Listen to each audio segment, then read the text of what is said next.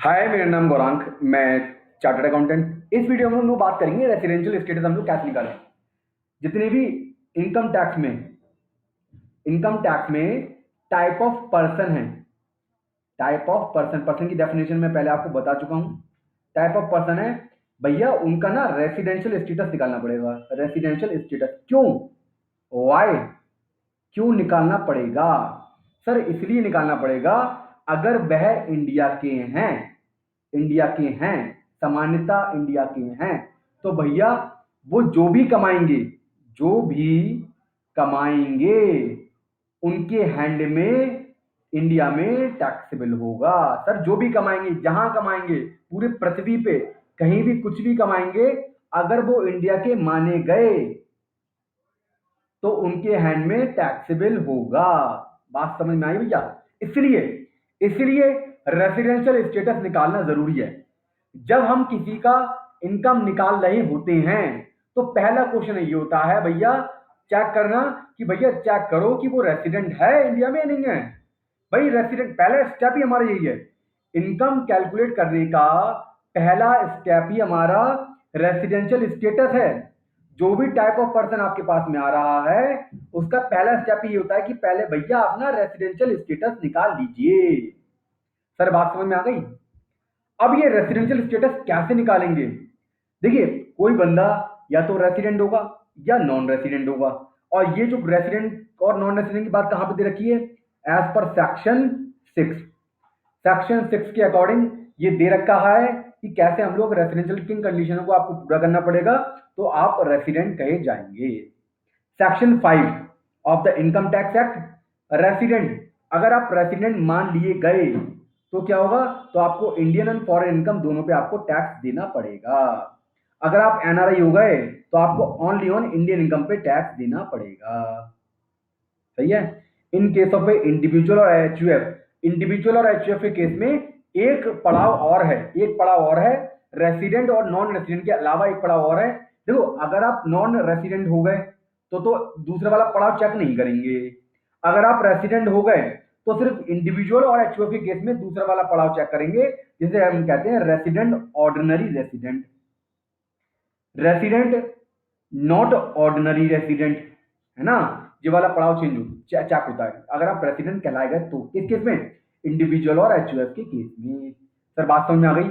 इसकी भी कंडीशन है कि कब आप रेसिडेंट और ऑर्डिनरी रेसिडेंट, मतलब इसे कहते हैं सामान्यता सामान्यता इंडिया में रहना। सामान्यता मतलब करीबी, आप इंडिया में रहते हैं, आप इंडिया के पार्ट हैं, आप इंडिया में आपका इंडिया में जो रहना है वो बहुत ज्यादा है इन कंपेरिजन टू जो आपके रेसिडेंट नॉट ऑर्डिनरी रेसिडेंट होते हैं। तो जो रेसिडेंट और ऑर्डिनरी रेसिडेंट है, तो भैया उसके कहते हैं बोथ इनकम टैक्सेबल होगी, चाहे वो इंडिया में कमाई गई हो चाहे वो फॉरेन में कमाई गई हो। जो रेसिडेंट है बट नॉट ऑर्डिनरी रेसिडेंट, उस केस में सिर्फ फॉरेन इनकम वही टैक्सेबल होगी जो बिजनेस आपका कंट्रोल कहां से, इंडिया से कंट्रोल है, या फिर प्रोफेशनल सेटअप इन इंडिया है। अगर ऐसी इनकम आप फॉरेन जाकर कमा रहे हो, सपोज आप चार्टर्ड अकाउंटेंट हो, सही है, आपका क्या फॉरेन में क्लाइंट है, यूएस में क्लाइंट है, उनकी आप क्या करते हो, यूएस में जाके इनकम टैक्स की रिटर्न भरते हो काफी सारे लोगों की। तो भैया इनकम एक्रू एनआरआई कहां हुई है? इंडिया के बाहर। तो अगर आप रेसिडेंट और नॉट ऑर्डिनरी रेसिडेंट भी होगे ना, तो ये भी इनकम आपकी टैक्सेबल कहां पे हो जाएगी? इन इंडिया का पार्ट, मतलब जो भी resident but not ordinary resident है उसके हैंड में टैक्सेबल हो जाएगी। इन इंडिया नहीं, मतलब रेसिडेंट बट ऑर्डिनरी रेसिडेंट उसके हैंड में टैक्सेबल हो जाएगी। है तो ये आउटसाइड इंडिया वाली इनकम, लेकिन टैक्सेबल इंडिया में हो जाएगी। क्यों हो जाएगी? क्योंकि यहाँ पे लिखा हुआ है अगर आप रेसिडेंट है बट नॉट ऑर्डिनरी रेसिडेंट है तो अभी टाइप की इनकम आप क्या मानेगी? आपकी टोटल इनकम का पार्ट मानी जाएगी। सर बात समझ में आ गई थी? आगे बढ़े? ओके भैया, अब बता दो भैया, मान ली कि रेसिडेंट हम कब कहे जाएंगे सेक्शन 6 के अकॉर्डिंग। कब आपको मान लें कि आप रेसिडेंट हो? भैया जिस ईयर की आप इनकम निकाल रहे हो, जिस ईयर की, इसे हम लोग कहते हैं प्रीवियस ईयर, इसे हम लोग कहते हैं फाइनेंशियल ईयर। ये वो ईयर होता है जिस जिस ईयर में आप इनकम क्या करते हो, अर्न करते हो। तो आपको जो रेसिडेंशियल स्टेटस चेक करना है वो इसी ईयर का करना है। कैसे करना है अभी बताते हैं। भैया आप इंडिया में 182 दिन या एक उससे ज्यादा रहे हो तो आपको रेसिडेंट कहा जाएगा। या तो ये वाली कंडीशन पूरी कर दो या ये वाली कंडीशन पूरी कर दो। कौन सी वाली? ये इंडियन टेरिटरी ऑल्सो इंक्लूडेड है। अगर आप इंडियन टेरिटरी में भी रह रहा तो अभी वो 182 दिन में काउंट होगा। बात समझ में आ गई? या फिर अभी वाली कंडीशन पूरी कर दो। कौन सी है? स्टे इन इंडिया 60 दिन या उससे ज्यादा, प्लस एक्स्ट्रा कंडीशन है 365 दिन या उससे ज्यादा for immediately preceding financial year. मतलब आपका अभी कब कौन सी इनकम भरी आएगी भैया? 20-21 की भरी आएगी फाइनेंशियल ईयर। तो आपको क्या करना है, इसकी जो 4 साल पुराने हैं उसमें आपको चेक करना है क्या 365 दिन या उससे ज्यादा रहे हो। अगर रहे हो और प्लस 60 दिन प्रीवियस ईयर में रहे हो, दोनों कंडीशन पूरी है, तो आपको रेसिडेंट कहा जाएगा। मतलब आप कोई भी कंडीशन पूरी कर दो, या तो ये वाली पूरी कर दो और या ये वाली कर दो, आपको हम रेसिडेंट मान लेंगे। सर बात समझ में आ गई? क्या आपको इंडिया में लगातार रहना होगा, लगातार 182 दिन रहना होगा? ना, ऐसी कोई कंडीशन नहीं है, कोई भी कंडीशन नहीं है। आप टकोड़ों में रहो, जोड़ों में रहो, कैसे भी रहो, बस इंडिया में रहो तो आपको मान लिया जाएगा। सर बात समझ आ गई? आगे बढ़े। एक चीज और, क्या अगर आप इंडिया से बाहर जा रहे हो जिस दिन और इंडिया में घुसे हो आप जिस दिन, क्या उस दिन को इंडिया में काउंट माना जाएगा? यस सर, माना जाएगा। जिस दिन आप इंडिया में 1 मिनट भी रुक लिए तो ये माना जाएगा कि आप इंडिया में रुक लिए। ठीक है? बात समझ आ गई? तो भैया हम आगे बढ़े। एग्जाम्पल तो भैया अपने आप कर लियो, एग्जाम्पल क्या है, ऐसा कोई टिपिकल है ना एग्जाम्पल, क्योंकि मैंने आपको बताया इस पूरे कोर्स का, COURSE कोर्स का जो आउटपुट है, आउटपुट आउटपुट ये है कि भैया आपको ना बेसिक अंडरस्टैंडिंग हो जाएगी, बेसिक अंडरस्टैंडिंग से ज्यादा हो जाएगी इसकी, इनकम टैक्स की, प्लस प्रैक्टिकल थ्योरी, ये भी आपको पता लग जाएंगी। बात समझ रहे हो? सर दोनों चीज आपको पता लग जाएंगी, दोनों चीज आपको अंदाजा हो जाएगा। मात्र 1000 रुपये कॉस्ट है सर। 1000 रुपये कॉस्ट में बहुत बहुत सारी आपको चीजें मिल रही हैं यहाँ पर, है ना? आपको प्रैक्टिकल चीजें भी मिल रही हैं और आपको थियोरेटिकल पोर्शन भी मिल रहा है। वो भी अगर बात करूं,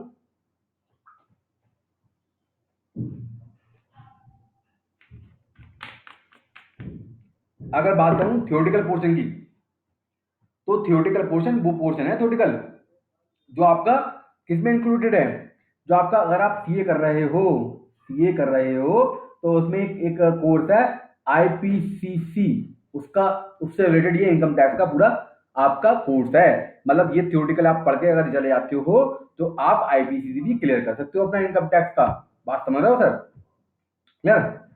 अब एक चीज और आ गई कि भैया दो केसों में हम सिर्फ ये वाली कंडीशन देखेंगे, ये वाली कंडीशन देखी जाएगी, ये वाली कंडीशन नहीं देखी जाएगी। सर बात समझ आ गई? सर बात समझ में आ गई आपके? मतलब ये वाली कंडीशन नहीं देखेंगे, सॉरी ये वाली कंडीशन नहीं देखेंगे, ये वाली कंडीशन देखेंगे। कौन कौन सी कंडीशन है ऐसी? आप इंडियन सिटीजन हो। कौन हो? Indian citizen. इंडियन सिटीजन कौन होते हैं? इंडियन सिटीजन वो बंदे होते हैं जो इंडिया में जन्मे हैं, या फिर आप अगर इंडिया के बाहर जन्मे हो लेकिन आपने इंडिया में आकर के किसी इंडियन लड़की से क्या कर ली है, शादी कर ली है, और आपने क्या करा है, सिटीजनशिप के लिए एप्लीकेशन दे दी है और वो अप्रूव्ड हो गई है। इन दो केसों में क्या माना जाएगा? आप इंडियन सिटीजन माने जाओगे। आप क्या कर रहे हो? इंडियन सिटीजन हो, इंडिया को छोड़ रहे हो। कैसे छोड़ रहे हो, क्यों छोड़ रहे हो? Crew member of a Indian ship, Indian ship के क्रू मेंबर की तरह आप छोड़ रहे हो। क्या छोड़ रहे हो? आप इंडियन सिटीजन हो, सही है। और या फिर इंडिया आप लीव कर रहे हो for the purpose of job, आप यूएस जा रहे हो जॉब करने के लिए, है ना? तो यूएस जॉब करने के लिए जा रहे हो और आप इंडियन सिटीजन हो, तो आपके केस में ये वाली कंडीशन नहीं मानी जाएगी रेसिडेंट देखने के लिए, हम तो सिर्फ ये वाली मानेंगे। तो भैया ये बताइए कि किसके बेनिफिट में है, गवर्नमेंट के बेनिफिट में है या फिर आपके बेनिफिट में है? भैया ये तो आपके बेनिफिट में है। आप समझ रहे हो? अगर आपको रेसिडेंट मान लिया तो भैया आपको टोटल इनकम में टैक्स देना पड़ेगा, चाहे फॉरेन में कमाओ चाहे यहाँ पे कमाओ। बात समझने की कोशिश करो भैया, है ना? अब ये कंडीशन हो रहा है इंडियन सिटीजन हो या person of Indian origin. Indian origin कौन होता है?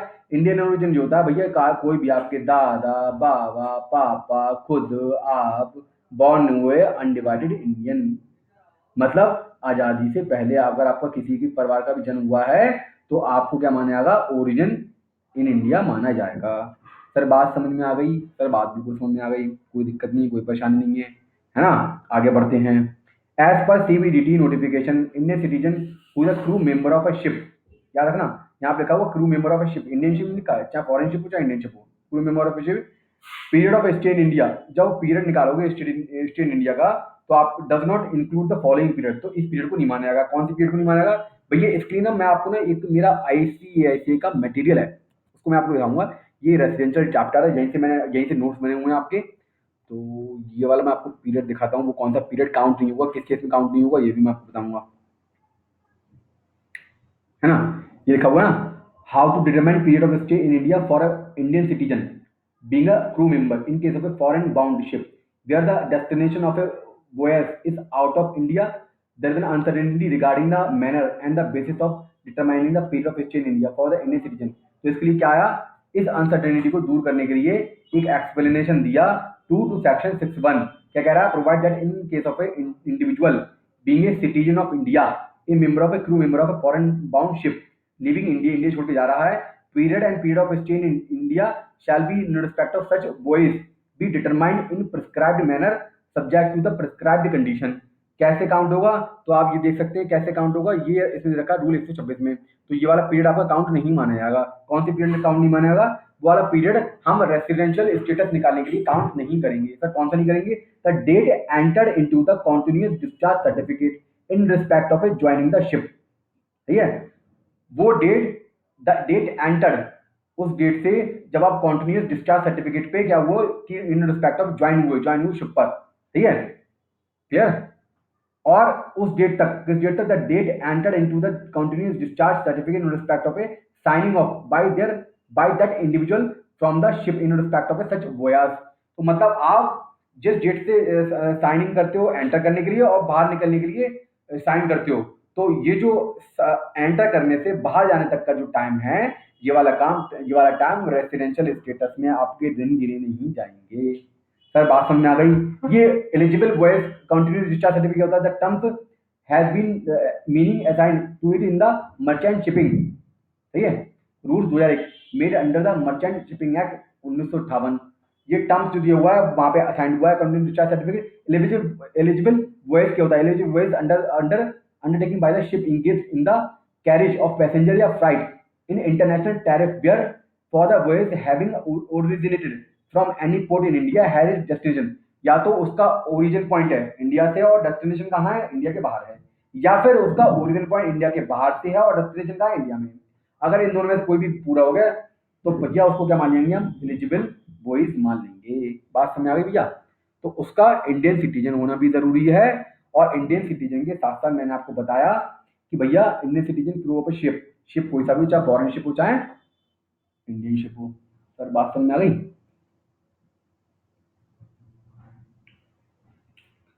सब बात समझ आ गई। ये वाला मैंने आपको बता दिया है ना, ये क्लियर हो गया, ये क्लियर हो गया, ये क्लियर हो गया। अब बात करते हैं section 6 subsection 6 resident ordinary resident. ये का वाला है रेसिडेंट और ऑर्डिनरी रेसिडेंट। ये वाला है कि भैया अब हम देखेंगे आप सामान्यता इंडिया के हो या ना हो, सामान्यता इंडिया के हो या ना हो। बात समझ आ रही है। सामान्यता क्या है, इंडिया में रहते हो तो क्या है ये भैया, ये है इंडिविजुअल जो रेसिडेंट है in two previous financial year out of 10 immediately preceding financial year. भैया आप किसका रेसिडेंशियल स्टेटस निकाल रहे हो, 2021 का, इसके पुराने के 10 साल देख लो, देख लिया, देखो क्या उन 10 सालों में 2 बार, मिनिमम 2 बार क्या आप रेसिडेंट रहे हो। एक तो ये कंडीशन पूरी करनी है, प्लस आप पिछले के जो आपका 2021 है ना, 2021 की रिटर्न भरी है अभी, उसके पिछले के 7 साल देखो, 7 साल में देखो क्या आप 730 दिन या उससे ज्यादा रहे हो इंडिया में। तो अगर बोथ कंडीशन आपकी पूरी होती है तो आपको मान लेंगे हम सामान्यता इंडिया में रहते हो। सामान्य इंडिया मतलब ये रेसिडेंट और ऑर्डिनरी रेसिडेंट। बात समझ आ गई भैया। सर बात समझ आ गई, बात समझ आ गई, बात समझ आ गई, बात समझ आ गई, बात समझ आ गई। एग्जाम्पल एक बार अपने आप देख लेना प्लीज, एग्जाम्पल अपने आप देख लेना, एग्जाम्पल अपने आप देख लेना, बहुत इजी क्वेश्चन थे। अब हम निकालते हैं resident status of A HUF, Hindu undivided family. कौन है, Hindu undivided family, Hindu undivided family. देखिए भैया मैंने ना जितने भी टाइप ऑफ पर्सन है सबके केस निकालेंगे, टेंशन मत लो, टेंशन लेने की कोई जरूरत नहीं है, क्योंकि residential status the part of calculation of income tax, basic fundamental part है। क्यों, क्योंकि जब तक आप रेसिडेंशियल स्टेटस नहीं निकालोगे तब तक कुछ होने वाला नहीं है।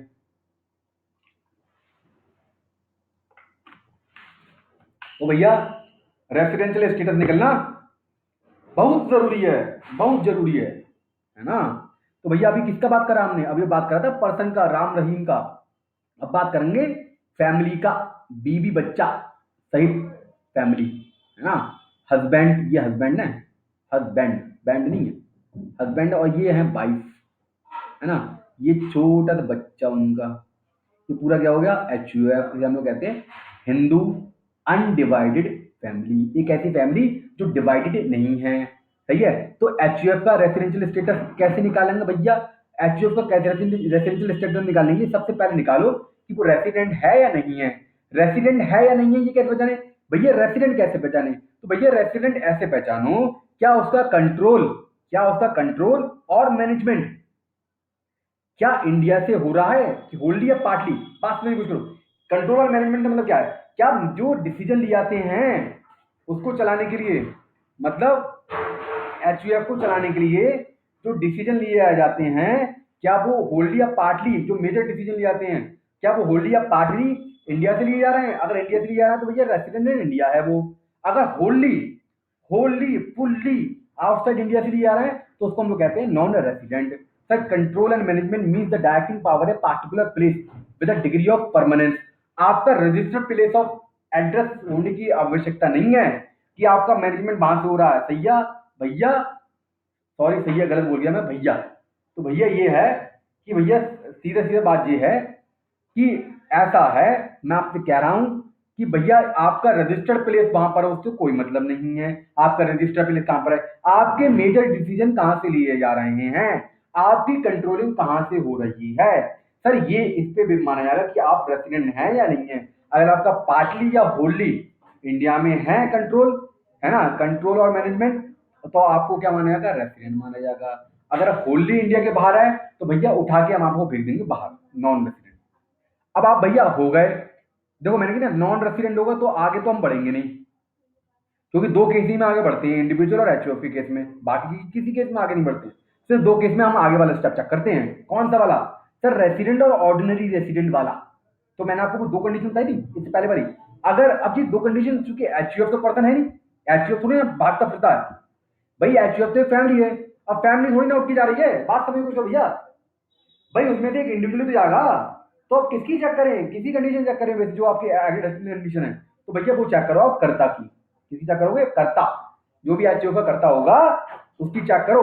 वो बेसिक दो कंडीशन है और दोनों अगर पूरी होती है तो उस एचओ को कहेंगे ordinary resident in India. Sir बात समझ में आ गई? सर आ गई बात समझ में, आगे बढ़ते हैं भैया। अच्छा आ गए। अब ये है AOP, firm, local authority, artificial judicial person. इसके केस में तो भैया एक ही स्टेप चेक करते हैं वो रेसिडेंट है या नहीं है। वो रेसिडेंट है या नहीं है कैसे मैंने पैसे पता करें? Control and management of affairs होल्डली and partly situated in India, resident.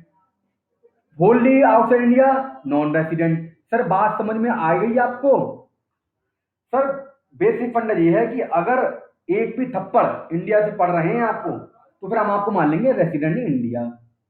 अगर कोई भी थप्पड़ नहीं पड़ा आपको इंडिया से तो हम मान लेंगे आपको नॉन रेसिडेंट इंडिया। सर बात समझ आ गई? AOP, BOI, local authority, artificial judicial person के केस में इस तरीके से हम लोग रेसिडेंशियल स्टेटस निकालते हैं। अब एक बंदा बचा जिसको हम लोग कहते हैं कंपनी कॉर्पोरेट। कंपनी कॉर्पोरेट है ना, कंपनी कॉर्पोरेट का क्या है? कंपनी कॉर्पोरेट का ये है कि भैया क्या आप इंडियन कंपनी है, इंडियन कंपनी, क्या आप रजिस्टर्ड है इन इंडिया, या आपका प्लेस ऑफ इफेक्टिव मैनेजमेंट कहां पर है, इन फॉर दैट प्रीवियस है कहां पर है, इंडिया में है। अगर इन दोनों में से कोई भी कंडीशन पूरी हो गई तो आपको कंपनी को रेसिडेंट इंडिया माना जाएगा। अगर इनमें से कोई भी कंडीशन पूरी नहीं हुई तो आपको हम नॉन रेसिडेंट मानेंगे। सर ये प्लेस ऑफ इफेक्टिव मैनेजमेंट कहां से समझ में नहीं आया? सर हमारे तो ऊपर से निकली बातचीत, क्या हुआ इसका मतलब? सर मतलब इसका ये है जो की managerial management and commercial decision है वो are made which are necessary for the whole entity. तो वो मेजर जो डिसीजन है किसी भी कंपनी के जो होल एंटिटी को अफेक्ट करते हैं तो वो कहां से लिए जा रहे हैं? वो इंडिया में बैठ करके लिए जा रहे हैं। कैसे? बोर्ड ऑफ डायरेक्टर की मीटिंग। बोर्ड ऑफ डायरेक्टर की मीटिंग अगर आप करते हो तो आपका, अगर आप इंडिया में करते हो तो आपका place of effective management India में माना जाएगा। सही है भैया, आप हो फॉरेन कंपनी, फॉरेन में रजिस्टर्ड हो, लेकिन आपको हम रेसिडेंट तभी मानेंगे, कब मानेंगे? जब आपके major decision board of director की मीटिंग इंडिया में हो रही है ना। जो मेजर डिसीजन है जो होल एंटिटी को अफेक्ट करेंगे वो आपके इंडिया में ही लिए जा रहे हैं।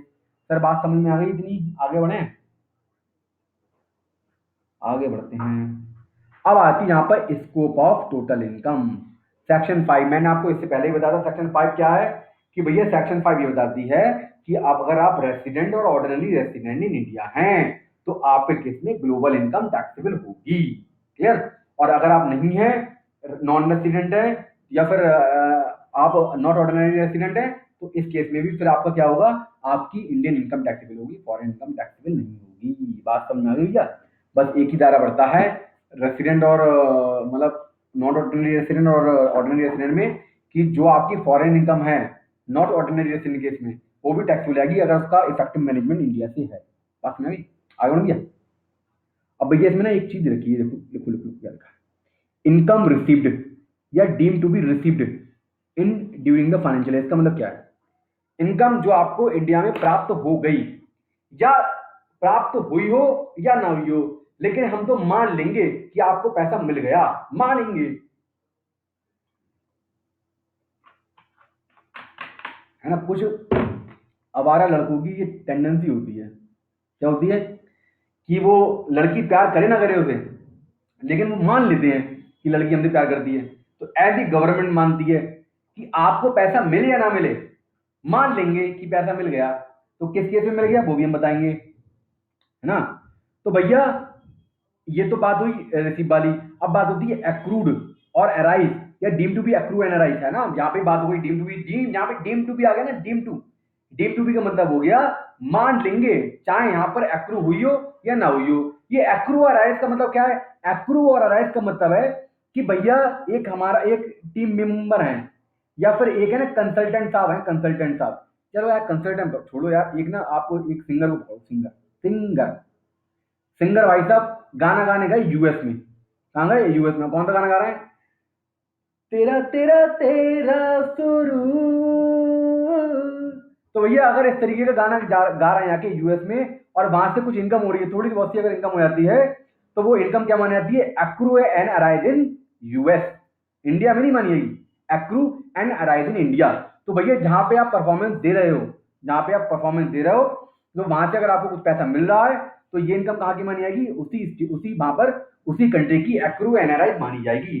तो भैया इसमें देखो ये क्या लिखा हुआ? Accrue NRI. यहाँ पे लिखा हुआ deem to be accrue NRI. मतलब आप अगर कुछ केस में गाना कहीं पर भी गाओ, मानेंगे हम तुम ये कि आपने इंडिया में गाना गाया।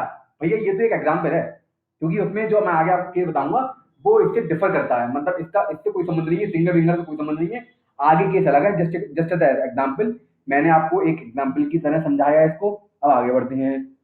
क्लासिफिकेशन। क्लासिफिकेशन क्या है? ये कह रहा है जो भैया देखो ऐसा है ना, मेरी ना थोड़ी सी इंग्लिश वैसी है जरा। नॉन रेसिडेंट सेफरर, नॉन रेसिडेंट सेफरर होते हैं। अब मैं आपको ना एक इमेज दिखाता हूँ सेफरर कौन होते हैं। भैया इमेज देखो, मेरे पास ना नेट भी चल रहा है, पता है, मैंने नेट का भी रिचार्ज करवा रखा है। देखो अभी दिखाता हूँ मैं सेफरर कौन होते हैं। सेफरर सेफरर सेफरर सेफरर, इसको करूँ कॉपी, SEAFARER, SEAFARER, सेफरर। एंटर करो इसे, सेफरर को एंटर करा मैंने गूगल पे। अब मैं देखता हूँ उसकी इमेज दिखाई दी।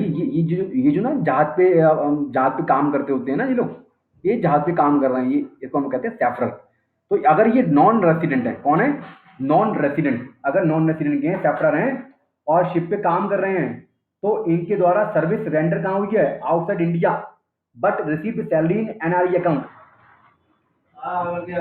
NRE account.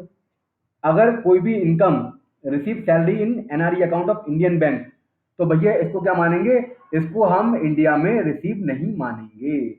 बस ये क्लैरिफिकेशन आया है। अब हम लोग आगे बढ़ते हैं फॉरेन इनकम की तरफ। फॉरेन इनकम किसे कहते हैं? सर बात समझ में आ गई ये वाली clarification? Income which which accrue and arise outside India and also received outside India during the previous year, तो उसको हम लोग कहते हैं फॉरेन इनकम। कौन कहते हैं? Foreign income. मतलब आपको रिसीव्ड आउटसाइड इंडिया हो रही है, या फिर accrue and arise outside India हो रही है। मैंने बात बताया ना आपको कि भैया एक सिंगर साहब है, वो गाना गाने के लिए कहाँ गए हैं? यूएस में गए हैं, यूएस में गा रहे हैं गाना। तो भैया जब यूएस में गाना गा रहे हैं, पैसा कहाँ से मिल रहा है? यूएस से मिल रहा है। तो भैया जब पैसा यूएस से मिल रहा है, तो जो इनकम आएगी वो एक्रू एनआरआई इंडिया नहीं मानी जाएगी, वो एक्रू एनआरआई आउटसाइड इंडिया मानी जाएगी। सर बात समझ में आ गई एक्रू एनआरआई का मतलब? बस समझ में आ गया। अब इसी तरीके से also income received outside India, सही है। अगर इनकम आपको आउटसाइड इंडिया मिल रही है, जैसे आप यूएस में जॉब कर रहे हो और कंपनी से आपको सैलरी मिल रही है यूएस के अकाउंट में ही, यूएस में ही सैलरी मिल रही है, तो इसको क्या कहेंगे हम received also receive in India, नहीं आउटसाइड इंडिया। बात समझ में आई भैया? आगे बढ़े। एक चीज और, मैंने आपको अभी रेसिडेंशियल स्टेटस बताया, अगर आप रेसिडेंट हो प्लस ऑर्डिनरी रेसिडेंट हो तो भैया पूरी पृथ्वी पे जो भी आप कमाओगे, कहीं पर भी कमाओगे ना, तो वो इनकम आपको क्या देनी पड़ेगी, इंडिया में टैक्स देना पड़ेगा। सर बात समझ में आई? आगे बढ़े क्या? चलो भैया थोड़ा सा आगे बढ़ते हैं हम। सम बेसिक आवाज, some basic concept. Receipt means, receipt का मतलब क्या है? फर्स्ट टाइम, फर्स्ट टाइम आपको क्या मिला है? पैसा मिल गया। फर्स्ट टाइम पैसा मिल गया तो वो वाला गाना याद आता है, पहली पहली बार बलिए, है ना? तो वो वाला होता है ना कि भैया पहली पहली बार बलिए, तो मतलब पहली पहली बार से मतलब ये है कि यहाँ पर आपको पहली पहली बार आपको पैसा मिला है। तो अगर आपको पहली बार अगर यूएस में पैसा मिल गया है और बाद में आपको क्या कर रहे हो, बाद में वो इंडिया में आप ट्रांसफर कर रहे हो, तो फिर आपको क्या माना जाएगा? ये नहीं माना जाएगा कि भैया आपको इंडिया में पैसा मिला है, ये माना जाएगा कि आपको यूएस में पैसा मिला है। क्लियर है? बात समझ में आ गई भैया? मतलब पहले आपको यूएस में पैसा मिल गया, सैलरी मिली, सैलरी कमाते हो, यूएस में मिल गई, अब वो आपने क्या करा, अपने पेरेंट्स को आपने क्या करा, कुछ पैसा ट्रांसफर करा इंडिया में, तो क्या ये इंडिया में रिसीव माना जाएगा? भैया नहीं माना जाएगा इंडिया में रिसीव। क्यों? क्योंकि ये लिखा हुआ है first occasion when the recipient get the money. तो फर्स्ट ओकेजन कौन सा है? यूएस में। यूएस में आपको पहली बार पैसा मिल चुका है। बात समझ में आई भैया? Since the amount is first received in the USA, it will be treated as a received outside India. Further, when the same amount is transferred from one bank account to the another bank account, तो अभी ये क्या मानेगा? इसको भैया remittance मानेंगे, ये taxable in India नहीं है। सही है? एक्रू का मैं मीन्स बता चुका हूँ। एक्रू का मीन्स होता है राइट टू रिसीव इनकम, और ड्यू का मीन्स क्या होता है? Right to demand payment. Right to receive income मतलब आपकी 30 दिन होते हैं ना अप्रैल सैलरी में, अप्रैल में 30 दिन होते हैं, आपने 30 दिन जॉब कर ली तो 30 दिन, जो 30वां दिन होगा आपका, जो 29 दिन की सैलरी है वो क्या हुई, आपको उसको सैलरी को रिसीव करने का आपके पास में राइट्स आ गया। लेकिन पेमेंट की डिमांड कब करोगे? पेमेंट की डिमांड करोगे अगर कंपनी की पॉलिसी कहती है भैया हम तो अगले महीने की 7 तारीख को पेमेंट करेंगे, तो भैया आपके पास में पेमेंट का राइट कब आया, डिमांड करने का राइट कब आया? 7 तारीख को। 30 तारीख को नहीं, 30 तारीख को तो सैलरी ड्यू नहीं हुई है, 30 तारीख को तो एक्रू हुई है, 7 तारीख को ड्यू हुई है। तो 7 तारीख को आप क्या करोगे? अपने एम्प्लॉयर से कहोगे भैया सैलरी दे दो मुझे, खर्चे वर्चे ना निकलना है मेरे, है ना? If the income is taxed on the accrued basis, अगर बेटा इनकम टैक्सेबल हो गई है एक्रूड बेसिस पे, तो भैया फिर वो उसको इस इनकम को हम क्या करेंगे? रिसीव बेसिस पे अगेन टैक्सेबल नहीं करेंगे। सर बात समझ में आ गई? मतलब अगर आपके एक थप्पड़ पड़ गया है, अगर आपके एक थप्पड़ पड़ गया है तो आपको दोबारा थप्पड़ हम नहीं मारेंगे, एक थप्पड़ पड़ गया पर सफिशिएंट है वो, है ना? तो इसी तरीके से अगर आपका एक बार इनकम टैक्सेबल हो चुकी है तो हम दोबारा आपकी इनकम को टैक्सेबल नहीं करेंगे। और सुना मतलब बंद को कर दिया ये पंजाब के साथ आवाज आती है इसमें, तो ये बेचने वाले हैं ना ये कोर्स, इस चक्कर में। कौन सा बोल रहे हैं? ये इनकम टैक्स का 3 कलगी हुई रेड वाले हैं। 3 बैलेंस शीट कभी बता रहे थे रेड वाले, वो दे दो सरकार हैं। 3 कल वाली वो दे दो। मेरे पास कहाँ है? वो तो ले गया लड़का, कौन ले गया? मुझे उनका भैया थे। कौन तुम कह रहे हो बैलेंस शीट? भैया ने कही 3 बैलेंस शीट कलगी हुई रेड वालों की। मेरे पास तो कोई बैलेंस शीट नहीं है। वो तो लड़का आया था उनका भैया का, वो ले गया। कौन लगा? भैया का लड़का, अब वो मालूम छोटा वाला बड़ा वाला सौरभ नाम के नाम। चलो पता कर लेना। Namaskar. Let us unitedly work to solve the spread of COVID-19 for the next few days. तुम्हारी मिल गई? हाँ हाँ, कल जाके दिखवाया था, पता नहीं उसका हाँ पैसा भैया। निकाला क्या नहीं निकाला। मुझे पूछ। न्यू लाइट की देना क्या मेल करी थी क्या आपने? मेल करी थी क्या ऐसे? या इनको मेल करी थी? निकालो दिव्यांश। ठीक ठीक है भैया। यस ठीक है निकल रहा हूँ।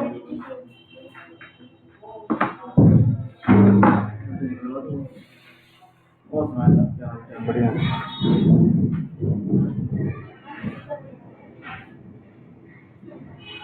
लो भाई निकाल जल्दी, वो बैठे हैं।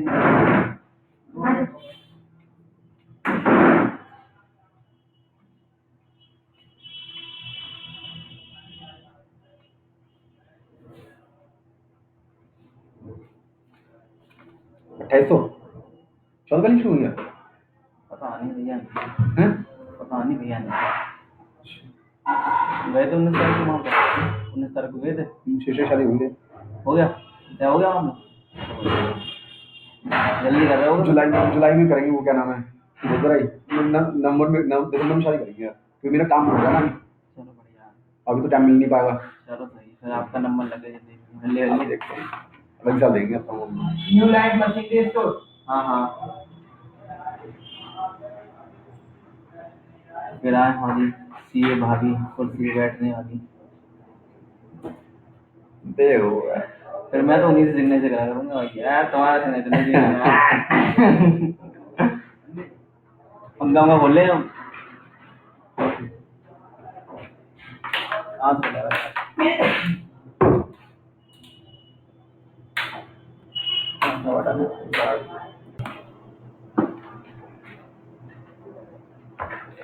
अब हम लोग देखते हैं इनकम कौन सी ऐसी इनकम है जिसको हम लोग मानेंगे deem to be received in India. Sir इसका मतलब क्या है डीम टू बी? सर मानो या मत मानो, मानो या मत मानो, हम तो मानेंगे भैया, हमने आपको थप्पड़ मार दिया है ना, मानो या मत मानो। तो सैया भैया, सॉरी सैया गलती से निकल गया भैया, सेक्शन 677 के अकॉर्डिंग कौन सी ऐसी इनकम है जिसको हम लोग मान लेंगे deem to be received in India? Sir contribution in recognise provident fund 12% से ज्यादा ऑफ द सैलरी।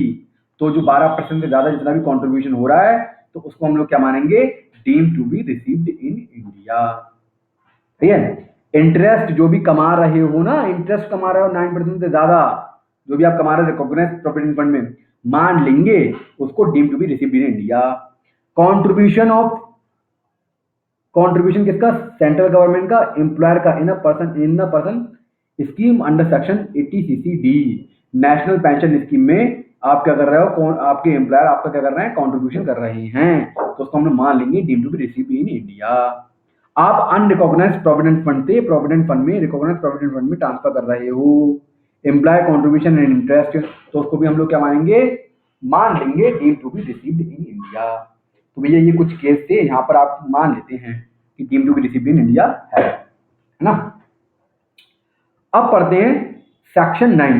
ये सेक्शन 9 क्या कह रही है भैया? आराम से समझियो, सेक्शन 9 को बात कर रहे हैं यहाँ पर 9(1) क्लॉज। क्या है? Income deem to be accrue and arise in India.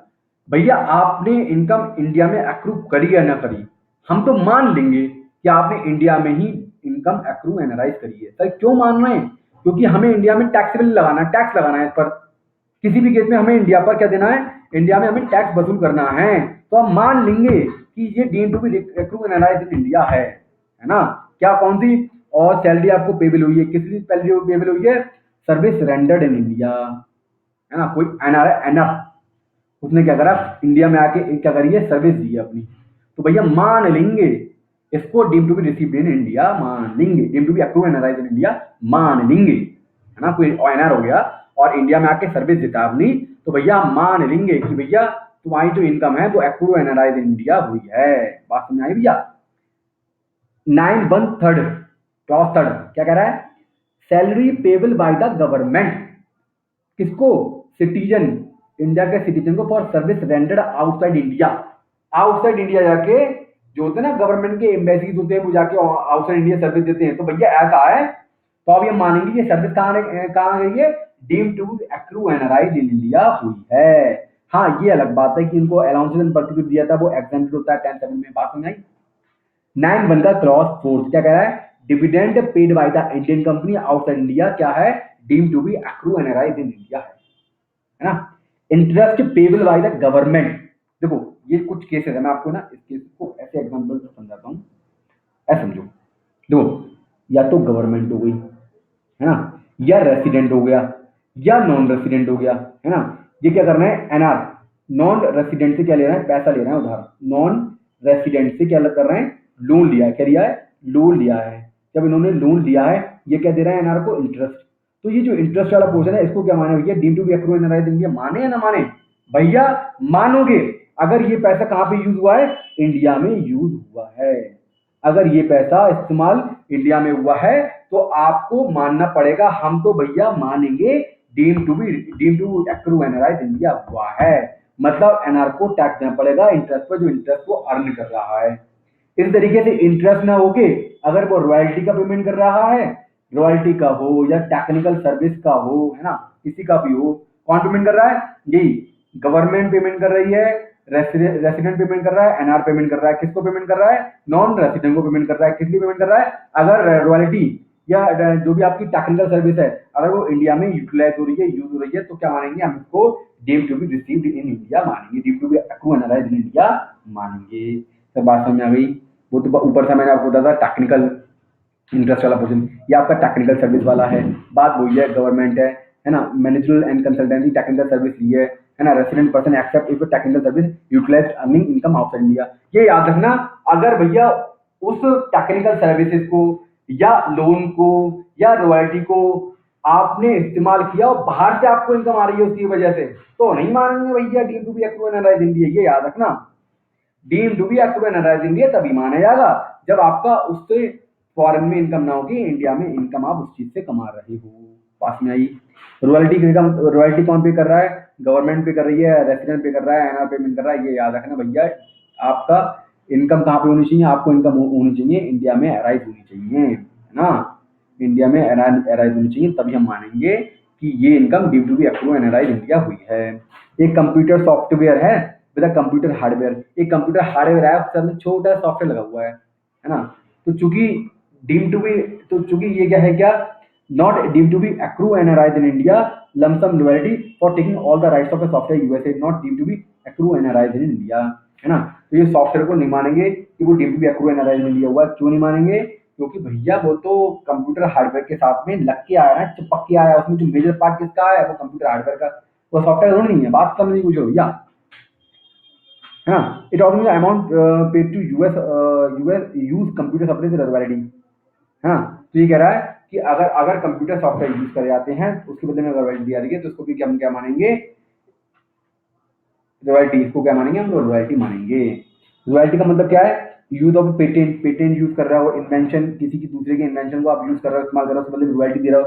उसकी डिजाइन यूज कर रहा हो, उसकी कोई सीक्रेट फॉर्मूला यूज कर रहा हो, प्रोसेस यूज कर रहा हो, उसका ट्रेडमार्क यूज कर रहा है, इन्फॉर्मेशन यूज कर रहा हो, प्रॉपर्टी यूज कर रहा हो, तो भैया इसके बदले में अगर आपको रॉयल्टी देनी पड़ रही है तो उसको हम रॉयल्टी कहते हैं।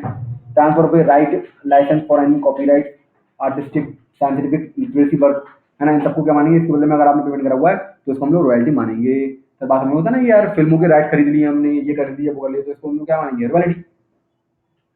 रॉयल्टी फीस देनी पड़ेगी भैया, रॉयल्टी फीस देनी पड़ेगी। अब भैया ये कुछ केसेस हैं, थोड़ा सा ये वाला पॉइंट हम समझ लेते हैं। प्रोसेस इंक्लूड, प्रोसेस का मतलब क्या है? प्रोसेस का मतलब होता है जैसे किसी का फॉर्मूला, तो प्रोसेस में इन्होंने और आगे डिफाइन किया हुआ है। जैसे होता है ना भैया मैगी बनाने का फॉर्मूला या फिर पिज्जा बनाने का फॉर्मूला, उसको हम प्रोसेस कहते हैं। तो प्रोसेस में इन्होंने इंक्लूड किया हुआ है transmission by the satellite cup linking, है ना। सैटेलाइट होता है ना, सैटेलाइट्स लगे होते हैं, आपको बताऊं, सैटेलाइट कप लिंकिंग। तो उसके जरिए क्या होता है, पहले सैटेलाइट राइट्स परचेज कर जाते हैं, फिर हम अपने सिग्नल देते हैं। लोग ना टेली कम्युनिकेशन अपने सिग्नल देती है पहले खरीद करके, स्पेक्ट्रम, है ना। तो वो ये यहाँ पर आएगा, तो उसको भी जो पैसा देती है उसको रॉयल्टी कहते हैं। Conversion for downloading cable optical fibre and through similar technology, इस तरीके की काफी सारी टेक्नोलॉजी, वो भी क्या मानी जाएंगी? उसके बदले में जो पेमेंट दिया है उसको हम लोग रॉयल्टी मानेंगे। Income deem to be accrue and arise in India 911 clause 1, इसके अकॉर्डिंग क्या है? इसके अकॉर्डिंग चार केस रखे हैं। अगर थ्रू या from any business connection in India, अगर आपका किसी भी तरीके का बिजनेस कनेक्शन इंडिया में बन रहा है, तो बिजनेस कनेक्शन कैसे बनेगा? बिजनेस कनेक्शन ऐसे बनेगा जैसे एक नॉन रेसिडेंट बंदा है, एक रेसिडेंट कौन है? एजेंट है, एजेंट जो होली इसी के लिए काम कर रहा है, जो होली इसी के लिए काम कर रहा है, जो जिसके पास में अथॉरिटी है, अथॉरिटी। अगर उसके पास में अथॉरिटी भी नहीं है लेकिन तो भी रेसिडेंट एजेंट किस लिए काम कर रहा है? होली इसलिए काम कर रहा है, मतलब मेजरली नॉन रेसिडेंट के लिए काम कर रहा है। अगर इस तरीके के रिलेशन बन रहे हैं तो भैया इसके द्वारा जो भी एक्टिविटी की जा रही है उसके बदले में जो प्रॉफिट हो रहा है एनआर को, उसको हम लोग ड्यू एक्रू एनआरआई इंडिया उस इनकम को मान लेंगे। बात समझ आ गई भैया? सर बात समझ आ गई है? चलो इसको ना थोड़ा सा, इस एग्जाम्पल को मैं अपनी दूसरी वाली किताब से पढ़ा रहा हूँ आपको। ये रही किताब, ये है ICICI की किताब, ICICI, है ना। तो इसमें दिया हुआ है बिजनेस कनेक्शन कैसे कब मानेंगे। है ना। तो ये भी जो बिजनेस करके ना, ये लिखा हुआ है, ये लिखा हुआ है, ये लिखा हुआ है, ये है मस्ट हैव अ अथॉरिटी, मतलब एजेंट के लिए कहा गया है। जो नॉन रेसिडेंट है उसका जो एजेंट है जो इंडिया में है, मस्ट हैव अ अथॉरिटी, उसके बाद में अथॉरिटी होनी चाहिए, which is habitually exercise in India, जो मतलब एक्सरसाइज करता रहता है उस अथॉरिटी को, to conclude the contract on behalf of the non resident. एक तो कंडीशन है, in case of a where he has no such authority, उसके पास अथॉरिटी नहीं है, but habitually maintain in India a stock of goods merchandise from which he regularly deliver goods and merchandise on the behalf of non resident, मतलब वो कुल मिला के उसी के लिए काम कर रहा है, नॉन रेसिडेंट के लिए गुड्स परचेज करता है, सेल करता है, वो उसी के लिए डिलीवर करता है, तो उसी के लिए मोस्टली वो काम कर रहा है ना। या सिक्योर ऑर्डर रिसीव करता है in India mainly only for the non resident, मतलब मेनली ओनली क्या करता है, ऑर्डर सिक्योर करता है किसके लिए, नॉन रेसिडेंट के लिए, मतलब फुल्ली फोकस्ड है वो नॉन रेसिडेंट, वो जो एजेंट है वो फुल्ली फोकस्ड है उस नॉन रेसिडेंट के लिए। तो इसके बदले में जो नॉन रेसिडेंट को इनकम हो रही है उसको due to be active NRI in India माना जाएगा। सर बात समझ आ गई। एक चीज और है, आप देख सकते हैं, मैं आपको एक एग्जांपल से समझाता हूँ इसको, आप एग्जांपल से ही समझेंगे। देखो, एक है नॉन रेसिडेंट, उसका एजेंट है इंडिया में, एक अदर पर्सन भी है नॉन रेसिडेंट, वो भी क्या कर रहा है, इससे थोड़ी सर्विस ले रहा है, ठीक है। तो क्या ये जो इनकम एराइज कर रहा है, इनकम कमा रहा है, क्या इसको भी इसके द्वारा इनकम कमाई जा रही है, उसको भी हम due to be active NRI मानेंगे इसकी वजह से? तब जब ये वाला जो नॉन रेसिडेंट है इस पे कंट्रोल लगता है, या फिर ये इस पे कंट्रोल लगता है, या दोनों पे कोई कॉमन कंट्रोल लगता है, तो इस केस में अगर ये भी इनकम कमा रहा है किसी वजह से, इस रेसिडेंट एजेंट की वजह से, तो इस द्वारा कमाई गई इनकम को due to be active NRI India माना जाएगा। तो बात समझ आ गई सर। थ्रू या from any property in India, है ना, कोई भी प्रॉपर्टी है ना आपकी इंडिया में है, उसके बदले में अगर आपको इनकम हो रही है, चाहे फॉरेन में क्यों ना रह रहे हो जाके, तो अभी उसको हम मानेंगे due to be active NRI India मानेंगे। सर बात समझ में आ गई? सर बात समझ में आ गई, है ना, बात समझ आ गई? बात समझ में आ गई। क्या मानेंगे हम लोग इसको? इंडिया में मानेंगे। क्या मानेंगे? इंडिया में ही मानेंगे। कैसे मानेंगे इंडिया में? सर ऐसे मानेंगे जैसे आपकी कोई लैंड है, क्या है, लैंड है, या कोई बिल्डिंग है। बिल्डिंग कहाँ पर है? बिल्डिंग ऐसे है कि बिल्डिंग कहाँ पर आपकी इंडिया में है, अब वो रेंट पर उठी हुई है। किस पर उठी हुई है? रेंट पर उठी हुई है। तो इससे जो रेंट आ रहा है, रेंट भले ही आप फॉरेन में रह रहे हो जाके, लेकिन जो रेंट आपको, चूंकि बिल्डिंग कहाँ पर है, इंडिया में है, और रेंट आपको मिल रहा है ना, रेंट मिला आपको, रेंट जो आपको मिल रहा है, तो भैया उसको क्या मानोगे आप? उसको मानोगे इंडिया में मिल रहा है, तो जो इनकम हो रही है वो इसको deemed to be active NRI India माना जाएगा। बात समझ आ गई भैया? क्लियर है? इस तरीके से थ्रू या from any assets and source of income in India, ये कह रहा है देखो आपका ना पैसा है कुछ, आपने क्या करा है, वो इंडिया में डिपॉजिट कर दिया, सही है, उससे आपको क्या मिल रहा है? इंटरेस्ट मिल रहा है, इंटरेस्ट इनकम आ रही है। तो इस तरीके की जो इंटरेस्ट इनकम आ रही है वो भी क्या मानी जाएगी? D to be active NRI India मानी जाएगी। बात समझ आ गई? Through the transfer of a capital asset situated in India, है ना, होता है ना भैया, आपकी ना एक कैपिटल असेट है, जैसे आपका लैंड है, लैंड आपने क्या कर दिया? बेच दिया, या आपके लैंड आपने बेच दिया, तो बेचने से जो इनकम होगी वो भी आपकी due to be active NRI India बनेगी। क्यों? क्योंकि जमीन कहाँ पर है? आपकी इंडिया में। बात समझ भैया? बात समझ में आई भैया? और ये श्योर, ये देखो, जैसे आप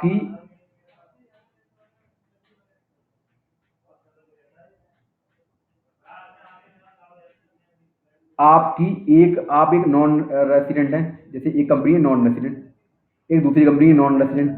अब ये जो नॉन रेसिडेंट कंपनी है, इसका इंडियन कंपनी में क्या है, ये इसकी इंडियन कंपनी क्या है? होल्डिंग कंपनी है। क्या है? होल्डिंग कंपनी है इसकी इंडियन कंपनी की। मेन इसके बाद में इसके सबसे ज्यादा शेयर है इस कंपनी में, मतलब मान सकते हो आप 50-60% से 50% से ज्यादा शेयर है, ये होल्डिंग कंपनी है। एनआर जो नॉन रेसिडेंट कंपनी है वो इंडियन कंपनी की होल्डिंग कंपनी है। अब ये क्या कर रही है? ये परचेज कर रही है किसके शेयर? इस कंपनी के शेयर परचेज कर रही है। तो भैया जब वो इस कंपनी के शेयर परचेज कर रही है, तो इससे जो उसको प्रॉफिट, इसको जो प्रॉफिट हो रहा है, एनआर को जो प्रॉफिट हो रहा है, नॉन रेसिडेंट को जो प्रॉफिट हो रहा है, उसको क्या मानेगा? D to be active NRI India मानेगा। क्यों मानेगा? क्योंकि भैया ये बेच रहा है, उसका मतलब आप इसको बेच रहे हो, इंडियन कंपनी की शेयर बेच रहे हो। क्यों? क्योंकि आप भैया उस पर मेजर होल्डिंग रखते हो इंडियन कंपनी में, है ना। तो कहाँ के शेयर ड्राइव हो रहे हैं? वो इंडियन कंपनी के ड्राइव हो रहे हैं। क्यों हो रहे हैं? क्योंकि भैया मेजर कंपनी तो ये है। आप इनडायरेक्टली टैक्स बचाने के लिए क्या कर रहे हो? आपने इस तरीके की एक्टिविटीज करी हुई हैं जिससे आपका टैक्स बच जाए। तो भैया ऐसा हम टैक्स आपको बचाने नहीं देंगे। ये माना जाएगा कि आपने इंडियन कंपनी के शेयर क्या करे हैं? बेचे हैं। तो बेचे हैं तो उसकी इनकम जो होगी उसको deem to be accrue analyse India मान लेंगे। सर बात समझ में आ गई है। ये केस भी था सुप्रीम कोर्ट का, उसमें डिसीजन भी लिया हुआ था। तो एक कंपनी थी तो उसके केस में ये डिसीजन लिया हुआ था। तो अब हम लोग बात करते हैं इन केसों पे business connection to be established. Business connection in case में कब स्टैब्लिश्ड होगा, तो ये वाला आपको हिसाब किताब बता चुका था, एजेंट वाला ये सब केस में आपको बता चुका था। एजेंट वाले के बारे में हम लोग बात नहीं करेंगे। यहाँ हम बात करेंगे कौन से ऐसे बिजनेस कनेक्शन है जिसको हम बिजनेस कनेक्शन नहीं मानेंगे, कौन सी ऐसी एक्टिविटीज हो रही है जिसको हम लोग बिजनेस कनेक्शन नहीं मानेंगे। सर वो नहीं मानेंगे अगर आप गुड्स परचेज कर रहे हो एक्सपोर्ट करने के लिए, तो हम लोग उसको बिजनेस कनेक्शन इन इंडिया नहीं मानेंगे। बात समझ आ गई। आप न्यूज कलेक्ट कर रहे हो, है ना, व्यूज इन इंडिया कलेक्ट कर रहे हो फॉर ट्रांसमिशन आउटसाइड इंडिया, या रिपोर्टर फ्रॉम यूएसए, ना एक रिपोर्टर आता है भैया न्यूज कलेक्ट करता है इंडिया से, फिर वहां पे क्या करता है यूएस में आकर प्रेजेंट करता है उसे। तो इस तरीके की कोई भी एक्टिविटी आपकी क्या मानेगी, बिजनेस कनेक्शन इन इंडिया नहीं मानी जाएगी। कोई भी फिल्म की शूटिंग होती है इंडिया में, है ना, तो कोई भी फिल्म की शूटिंग होती है तो फिल्म की शूटिंग करके वो क्या करते हैं अपनी पिक्चर्स में दिखाते हैं जाके फॉरेन जा करके, तो इस तरीके के ट्रांजेक्शन को बिजनेस कनेक्शन इन इंडिया नहीं मानेंगे, है ना। कोई भी display rough and uncut diamond by the foreign mining company, foreign mining company है, क्या करती है, डिस्प्ले करती है किसका, रफ एंड अनकट डायमंड को कहाँ पे डिस्प्ले करती है, स्पेसिफाइड नोटिफाइड जोन, है ना, यहाँ पे डिस्प्ले करती है। क्या करती है, किसको करती है, अनकट डायमंड और रफ को। कुछ गवर्नमेंट ने स्पेसिफिक एरिया डिसाइड कर रखे हैं स्पेशल नोटिफाइड जोन। तो नोटिफाइड जोन्स में अगर आप कोई ज्वेलर्स है जो क्या कर रहा है, जो डिस्प्ले कर रहा है किसको, रफ एंड अनकट डायमंड को, है ना, फॉरेन माइनिंग कंपनी कर रही है, तो इसको भी हम बिजनेस कनेक्शन इंडिया नहीं मानेंगे। सर बात समझ में आ गई, कोई दिक्कत। Business whose all operations are not carried in India, income which is not attributed to operation carried in India shall not be deemed to be accrue and arise in India। बात समझ आ गई। हाँ, ये कह रहा है income which is attributed to non attributed to the operation carried in India. तो ये कह रहा है भैया कोई भी बिजनेस जो भी बिजनेस ऑपरेशन है, जो बिजनेस हुज ऑल ऑपरेशन, जिसके सारे ऑपरेशन बाहर से मैनेज होते हैं, carried not carried in India, सारे ऑपरेशन बाहर से मैनेज होते हैं, तो भैया इस कनेक्शन को हम लोग बिजनेस कनेक्शन इंडिया नहीं मानेंगे। तो बात समझ में आ गई। सर ये पूरा वीडियो आपका समझ में आ गया। तो देखो ये मैंने आपको यहाँ पर इस पूरी वीडियो में बताया कि रेसिडेंशियल स्टेटस कैसे निकालेंगे और इनकम किसके हैंड में कौन कौन सी इनकम टैक्सेबल होगी, मतलब टैक्सेबल से मतलब ये कि ग्लोबल इनकम टैक्सेबल होगी या इंडियन इनकम टैक्सेबल होगी, और इंडिया में अगर इनकम रिसीव हो रही है या डीम टू बी रिसीव हो रही है तो किस केस में क्या सबहैंड में टैक्सेबल होगी, या एक्रू एनालाइज इन इंडिया हो रही है क्या सबहैंड में टैक्सेबल होगी, या deem to be accrue and arise या deem to be accrue and arise outside नहीं हो रही है, या रिसीव्ड या डीम टू रिसीव्ड आउटसाइड नहीं हो रही है, तो उस केस में किस तरीके से हम लोग टैक्स लगाएंगे, या टैक्सबिलिटी उसकी कैलकुलेशन ऑफ इनकम टैक्स कैसे निकाली जाएगी। तो देखो मैंने अभी ना यहाँ पर आपको पूरा बताया। अब एक ना एग्जाम्पल कर लेते हैं, क्या कर लेते हैं, एक एग्जाम्पल कर लेते हैं, क्या कर लेते हैं, एक एग्जाम्पल। तो एग्जाम्पल के लिए आपको ना किताब में आना पड़ेगा और मैं आपको ना एक एग्जाम्पल करके बताता हूँ, वो आपको शायद अच्छा लगेगा एग्जाम्पल, और बहुत सुंदर एग्जाम्पल है वो, जो आपको कॉन्सेप्ट अच्छा खासा क्लियर कर देगा। हाँ, एक क्वेश्चन बताना चाहता हूँ। जो interest on UK development bond 50% of the interest received in India. तो वो इनकम एक्रू एनालाइज कहाँ हुई, आउटसाइड इंडिया, लेकिन 50% इनकम कहाँ पे रिसीव हुई है, इंडिया में। तो भैया रिसीव्ड अगर इंडिया में हो गई है तो भैया ये तो हर केस में टैक्सेबल होगी, तो 50% मैंने लगा दिया, हर केस में टैक्सेबल होगी, ठीक है। और ये पूरी है वो रेसिडेंट और ऑर्डिनरी रेसिडेंट के हैंड में टैक्सेबल हो गई, है ना। तो याद रखना रेसिडेंट और ऑर्डिनरी रेसिडेंट के केस में दायरा बड़ा होता है और दोनों केस में दायरा छोटा होता है। इनकम फ्रॉम बिजनेस इन चेन्नई में इनकम 50% रिसीव्ड इन इंडिया। तो भैया बिजनेस कहाँ पे आपने एक्रू एनालाइज कहाँ करी है, चेन्नई, मतलब चेन्नई कहाँ, इंडिया में। तो भैया हर केस में क्या होगा, ये टैक्सेबल होगा, चाहे आप एनआर हो, चाहे नॉट ऑर्डिनरी रेसिडेंट हो, चाहे आप रेसिडेंट ऑर्डिनरी रेसिडेंट हो। बात समझ आ गई। शॉर्ट टर्म कैपिटल गेन और sale of share of Indian company received in London. तो भैया एक्रू एनालाइज इंडिया कहाँ हुई है, उसमें लिखा था ना deem to be accrue analyse India. तो भैया deem to be accrue analyse India अगर इंडिया में है तो हर केस में इनकम टैक्सेबल हो जाएगी, है ना। Dividend from British company received in London. Dividend from British company कहाँ पे इनकम रिसीव हुई है, लंदन में, और किससे हुई है, dividend receive from British company. तो भैया बाहर का मामला है, तो भैया सिर्फ एक ही केस में टैक्सेबल हो, ग्लोबल इनकम एक ही केस में टैक्सेबल होती है, वो होती है रेसिडेंट प्लस ऑर्डिनरी रेसिडेंट। तो मैंने लगा दिया। लॉन्ग टर्म कैपिटल गेन और sale of a plant at Germany 50% of profit are received in India, ठीक है। क्या कह रहा है, लॉन्ग टर्म कैपिटल गेन और sale of a plant at Germany. 50% of profit are received in India, तो भैया 50% जो प्रॉफिट आया हुआ है वो तो भैया हर केस में टैक्सेबल हो जाएगा, और जो पूरा टैक्सेबल होगा वो उसी केस में हो जो resident India, resident plus ordinary resident India होगा। Profit from business in Delhi but managed entirely from London, याद रखना क्वेश्चन देखना, profit from a business in Delhi but manage entirely from London, भैया मैनेज तो कहीं भी कर, लेकिन accrue and arise in India तो है ना,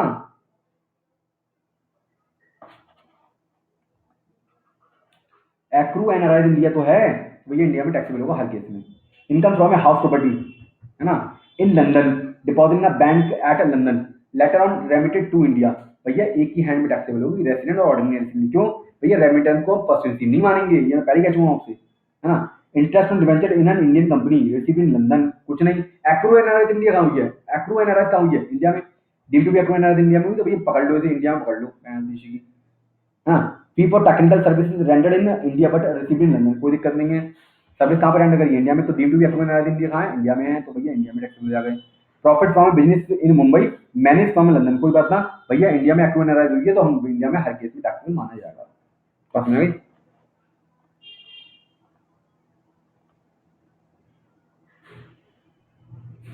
ठीक है, तो income from property situated Nepal and receive there, तो भैया एक ही हैंड में टैक्सेबल होगी, क्यों होगी, क्योंकि भैया रिसीव पैसा कहाँ पे एक्रू हुआ है, एक्रू एंड अराइज, और नेपाल में रिसीव हुआ है और नेपाल में कमाया हमने, तो एक ही हैंड में टैक्सेबल होगी, रेसिडेंट और ऑर्डिनरी रेसिडेंट।